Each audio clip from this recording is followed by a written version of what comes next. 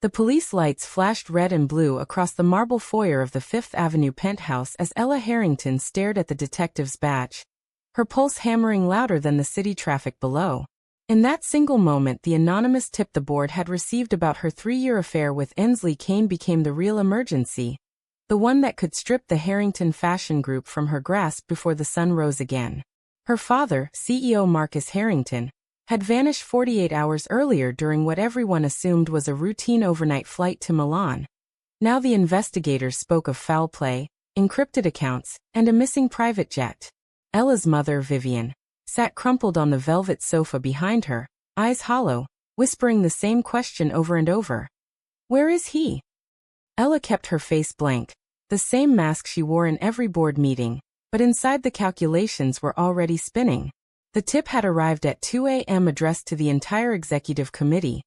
Check the private portfolio in Marcus's safe. The designs aren't just business. She knew exactly which portfolio they meant. Ensley had created it in secret for her. A collection of 12 couture pieces coded with tiny embroidered initials only they understood. E&E intertwined like a hidden signature. If the board opened that safe before she could reach it, the affair would be public before breakfast. Across town in the glass tower on 57th Street, Ensley stood alone in the design studio, fingers trembling as she deleted the last shared drive link between them. She had risen from junior pattern maker to creative director in 4 years through sheer talent and calculated silence. Always the rival everyone whispered about when Ella's name came up for succession. Their love had started in the sample room 3 years ago, a single late-night argument over a seam that turned into a kiss neither could take back. Since then they had built an invisible empire inside the visible one. Stolen weekends in the Hamptons, coded texts, and a promise that the company would be theirs together once Marcus stepped down. Now that promise was a liability. Ella slipped out of the penthouse at 4 a.m., telling her mother she needed to check the office for clues. The elevator ride to the 42nd floor felt endless. When the doors opened, Ensley was already waiting in the dark boardroom, the city lights painting sharp shadows across her face. "They're coming for the safe at 9, Ella said without greeting. Ensley's reply was cold, precise. "Then we get there first. I'll take the fall if I have to." The words hung between them like the first crack in a foundation. Neither woman moved to touch the other. Survival had already begun rewriting their rules. The safe clicked open at 6:17 a.m. under Ella's master code. Inside lay the leather portfolio, 12 garments wrapped in tissue, each sketch annotated in Ensley's neat hand. But beneath the design sat a small velvet box and a handwritten letter from Vivian, Ella's own mother, dated 3 months earlier. The letter read, "Marcus found out. He threatened to ruin you both unless I stayed silent. I hid these to protect you." Vivian had known. The mother who now sat shattered at home had been guarding their secret all along. Ella's stomach dropped. The disappearance was no longer just a mystery, it was connected. Ensley read the letter over Ella's shoulder, her breath steady but her knuckles white. "Your father used my collection as leverage. He was going to expose us at the next shareholder meeting. Unless I stepped down and you married the investor he chose in Milan." The cause was suddenly clear. Marcus had chosen empire over daughter. The effect was already unfolding: police, board scrutiny, and a mother drowning in guilt. Ella closed the portfolio with a soft snap. "We burn the personal notes. Keep the designs. They're worth $40 million in the spring line." Ensley nodded once, but her eyes held a new distance. In the space of one night, love had become a currency they might have to spend. By 8 a.m. the boardroom filled with grim executives. Ella stood at the head of the table, voice level, announcing that the portfolio would be launched immediately as the Harrington Legacy Collection, to stabilize stock after her father's disappearance. No one mentioned the tip yet, but the looks they exchanged told her the clock was ticking. Ensley sat 3 seats away, the perfect image of professional detachment, yet Ella could feel the heat of every glance they refused to share. The first irreversible loss had already occurred. The easy trust between them was gone, replaced by a tactical alliance built on necessity. 3 years earlier the sample room on the 38th floor had smelled of fresh linen and espresso.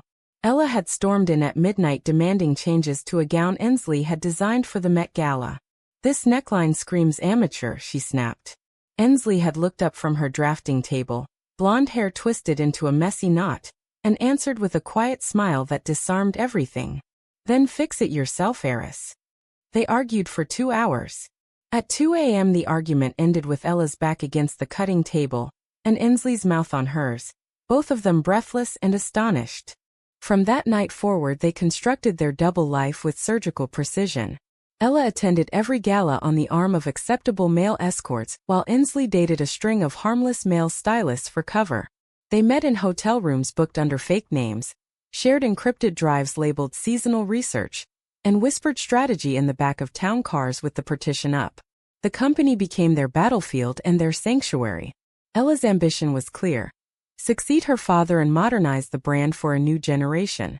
Ensley's was equally sharp: prove that talent, not bloodline, deserved the top seat. Their love was the only place neither had to pretend. Now, with Marcus gone, the board had accelerated the succession timeline. A special meeting was set for Friday. Whoever presented the strongest vision for the legacy collection would likely inherit the CEO chair. Ella spent the next 48 hours locked in strategy sessions, her mother drifting through the penthouse like a ghost, refusing food and repeating the same sentence: "I should have told you sooner." Vivian's guilt had become another variable. If the press learned the mother had known about the affair, the scandal would multiply. Ensley worked around the clock in the design atelier, refining the 12 pieces until they shone. Each garment carried a hidden detail only Ella recognized: a tiny embroidered heart inside a cuff, a seam that traced the shape of their first hotel key. Publicly she argued against Ella's more conservative marketing plan, pushing instead for a bold digital campaign that would position her as the visionary. The rivalry looked real. The board ate it up.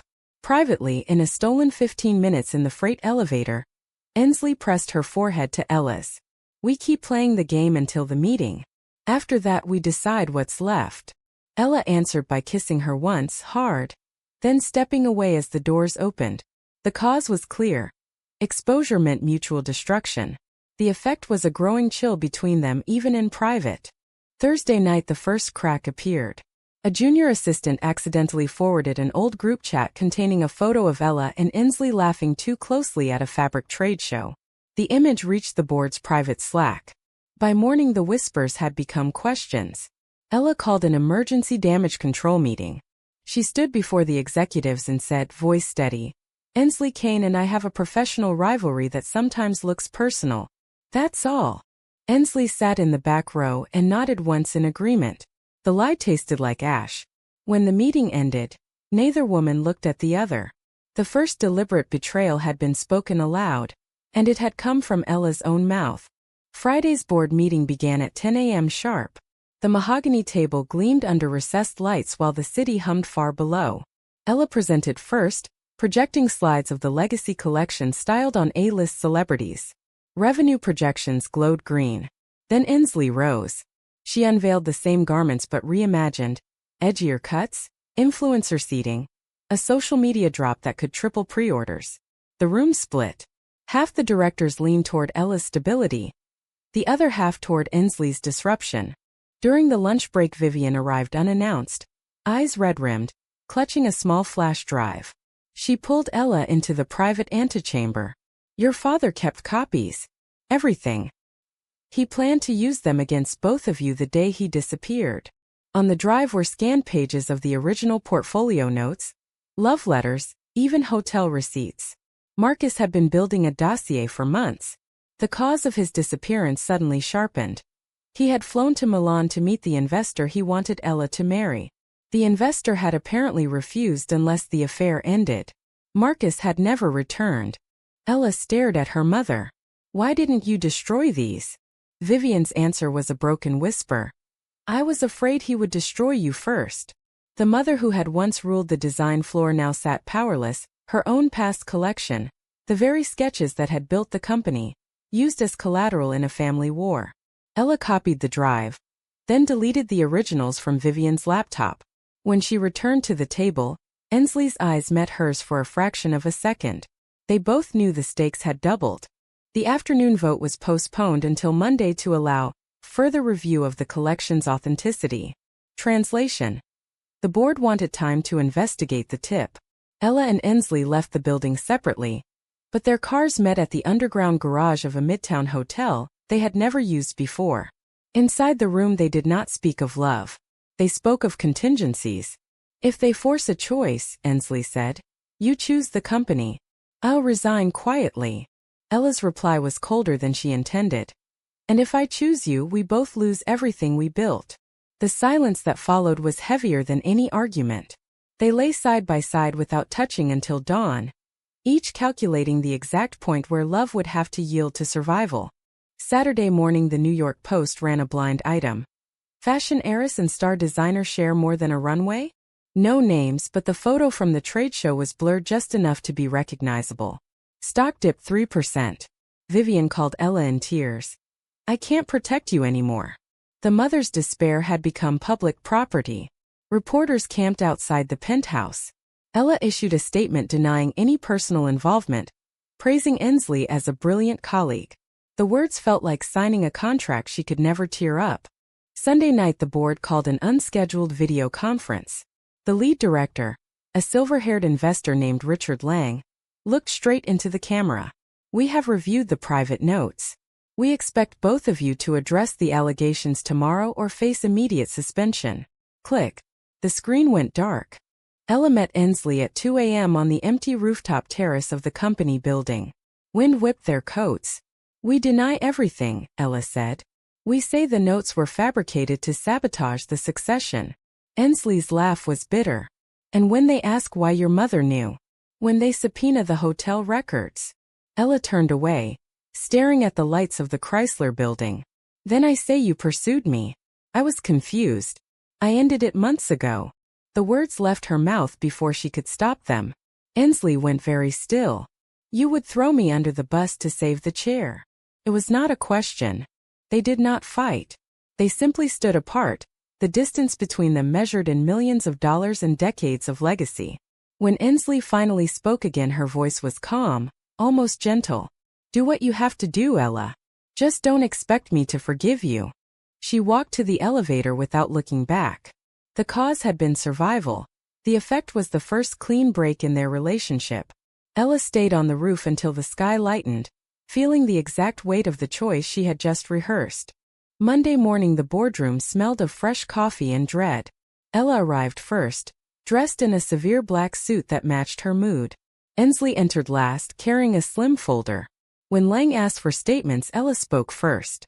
The notes were part of a private creative exercise. Ensley and I explored a fictional narrative for marketing purposes. Nothing more. The room waited. Ensley opened her folder and slid a single sheet across the table, a resignation letter dated that morning. I will not be part of any further speculation, she said. My work speaks for itself. The company deserves focus, not gossip. The resignation was accepted on the spot. Ella watched Ensley sign the exit paperwork with steady hands. Outside in the hallway, Ella tried to speak, but Ensley raised one palm. Don't. You made your calculation. Live with it.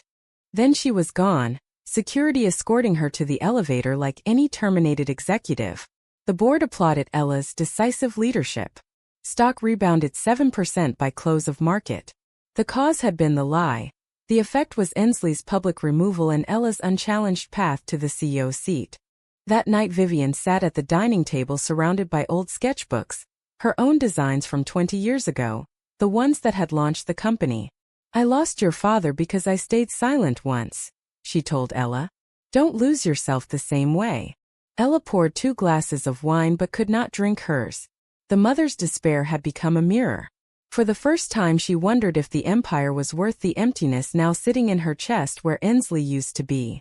3 weeks later, Ella was officially named interim CEO. The Legacy collection launched to rave reviews, sales projections doubled, and the press moved on to the next scandal. On paper, she had won. Yet every night she opened the velvet box from the safe and stared at the small silver cufflinks Ensley had given her the first Christmas they were together, tiny intertwined E&E. She wore them hidden under her sleeves during board meetings, a private penance no one could see. Ensley had disappeared from the industry. Rumors placed her in Paris consulting for a rival house. Ella told herself it was better this way. The company was stable. Her mother had begun painting again, small watercolors of empty runways. Life continued. Then the subpoena arrived. The Milan investor Marcus had met the night he vanished had filed a civil suit alleging breach of contract and defamation. The suit named Ella personally and demanded discovery of all private communications between her and Ensley. The board panicked. Lang called her at midnight. "Make this go away or we reconsider your position." Ella spent the next 48 hours in her father's old study, reading every email, every text she had failed to delete. The evidence was damning. She could destroy the hard drives, but the investor's lawyers already had copies from Marcus's cloud backup. The only clean exit was to settle quietly and hope the details stayed buried. Settlement required cash. Cash the company could not spare without cutting the spring campaign. The only asset liquid enough was the very legacy collection itself. Selling the rights to a competitor would save her seat but kill the line she and Ensley had built together. Ella sat at the desk until sunrise weighing the numbers. The cause was the investor's greed. The effect would be another irreversible loss. She drafted the sale agreement at 5 a.m. When the board approved it unanimously, she felt nothing. That afternoon she drove to the warehouse where the original samples were stored. She stood among the garments, fingers brushing the hidden embroidery, and for the first time allowed herself to cry. The collection that had once been their love made visible was now just inventory changing hands. Vivian found her there hours later. "You look like your father the night he left," her mother said quietly. Ella wiped her face. "I did what was necessary."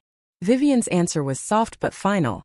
Necessary is the word people use when they no longer recognize themselves. The mother's despair had circled back as Ella's own. 6 months after the sale, the company posted record profits. Ella stood on the stage at the annual gala accepting the Industry Leader Award, the room rising in applause.